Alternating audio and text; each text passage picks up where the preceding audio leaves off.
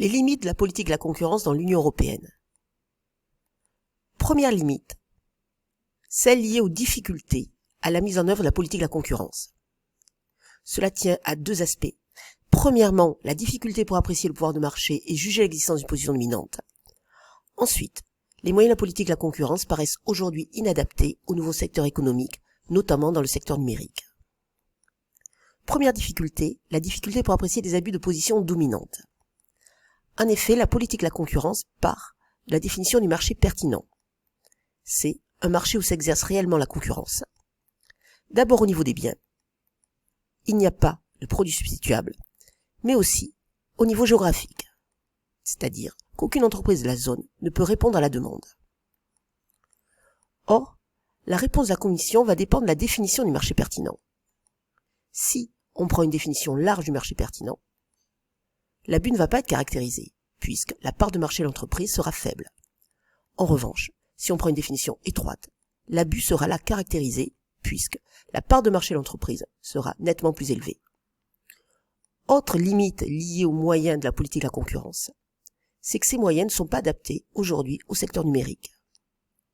En effet, les délais de traitement des abus de position dominante sont souvent très importants, car ce sont des technologies complexes qui nécessitent une expertise particulière et puis qui prennent du temps. La réponse de la Commission va donc être longue et entre-temps, l'entreprise pourra développer sa position dominante. Ensuite, une entreprise dominante peut être incitée à acheter des concurrents potentiels pas encore effectifs. Ce sont ces startups innovantes. Or, le droit de la concurrence n'a pas d'outils pour répondre à ce type de stratégie.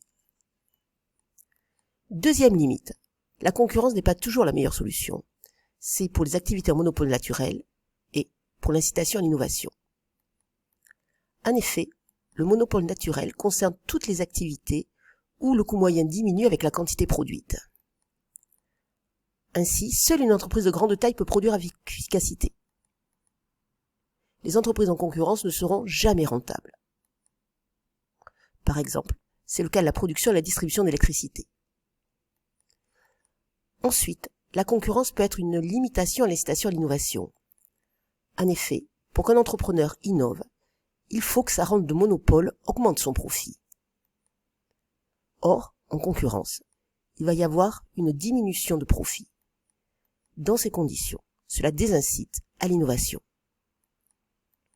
La politique de la concurrence peut alors entrer en contradiction avec la politique industrielle, c'est-à-dire les interventions des pouvoirs publics qui rendent la spécialisation sectorielle ou technologique d'une économie afin d'améliorer la compétitivité des entreprises.